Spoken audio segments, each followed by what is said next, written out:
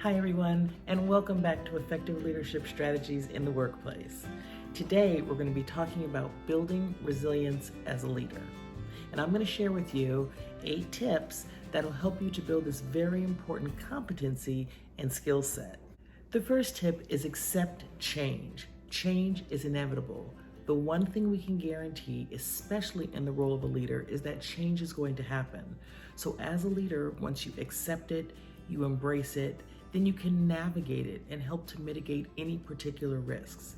Remember, there's stressors that come with change, but there's good stressors and negative stressors. We want to make sure that we can identify the change, be proactive about it, and navigate and manage those stressors that come along with the process of change. Number 2 is become a continuous learner. You have to continuously build your skill set. You have to learn new skills. You have to make sure you're engaging in additional professional development opportunities because our fields are changing very quickly every day. And as a leader, you have to be responsive to the change in your profession, in your field, in your industry.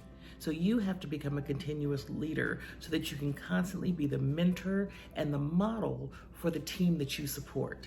Take charge. Take charge of your own career and your personal and professional development. It doesn't mean that you get to promote yourself, of course, but it helps you develop a clearer perspective on what you need to advance yourself. As you continue to build your skill set, take charge of your own learning, take charge of your own professional development, then you are taking charge of your career. You really are steering it so that it's going in the direction that you would like it to go in. And that discovery may tell you that you need to make some changes. You need to align it better with your own personal and professional goals. Sometimes you'll find that you're in exactly the right place at the right time, and you're just going to work on building and strengthening those skills and competencies that are pertinent to your position. Other times you'll find that maybe there's misalignment with your current profession and your personal goals. And at that point, you need to do some self-reflection, take some more additional development, and determine where it is you need to be. Is this the correct field for you? Is this the correct industry? Do you need to shift gears a little bit and make some changes so your personal and professional goals, vision, mission are better aligned? Find your sense of purpose. Find your why. Why are you doing what you're doing? Sometimes we fall into our careers. It could be an accidental meeting with someone. It could be just kind of mindlessly moving up that ladder. But you have to find your sense of purpose because it will help you to reassess setbacks when you face challenges. It helps you to understand those setbacks in a broader framework with a different perspective. When you can find your sense of why, it helps to center you as a leader and helps you to redefine your priorities. It helps you to navigate difficult situations because you can see things with a broader perspective. Pay attention to self-identity. You have to be able to have an identity apart from that you have established in your job. There has to be something, some sense of purpose, something outside of your job that you enjoy, that you find purpose in, that's fulfilling for you.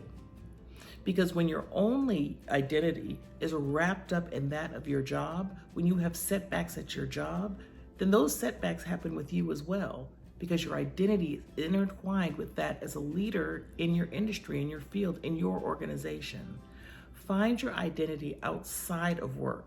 It allows you a place of respite and a place of confidence and competence outside of your profession. Cultivate relationships.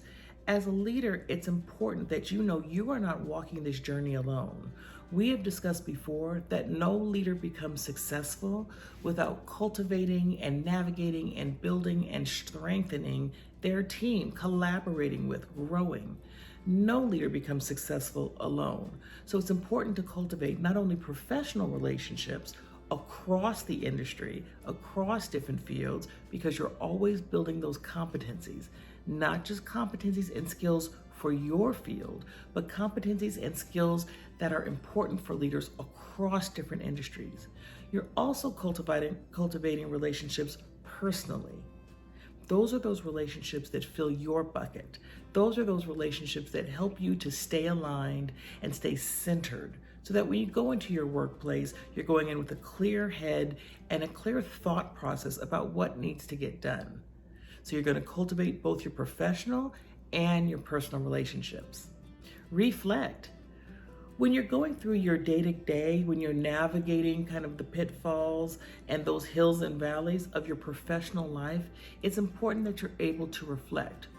The key is you have to reflect both authentically and transparently and honestly with yourself. Think about what worked in the day. Think about how you would do it different if you had a different opportunity. Think about what didn't work and what role you played in that. Think about how you could do this differently. Think about the team that you need to surround yourself with to move successfully through that particular challenge. And when you're able to truly reflect in a quiet space, you're able to truly and honestly reflect about the hills and the valleys of the day, the challenges of the day, the successes of the day, then you can write those things down and think with a clear perspective, a clear mindset about what you need to do to reset, what you need to do differently the next time. And then skill shift. Positions are constantly changing. If, as a leader, the position that I had was the exact same position and no new skills were required, no new competencies, no professional growth was required, I would be really concerned that I was stuck in the mud, that I was not moving forward in a progressive way. You need to skill shift. You need to reset goals, rethink goals, rebuild competencies, and work on those skills because the position changes based on what's happening in the social setting, based on what's happening in your environment, based on what's happening politically, based on what's happening in the industry.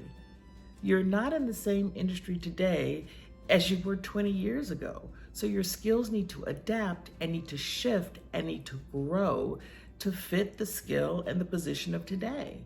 Think about all of the things that are happening in our world.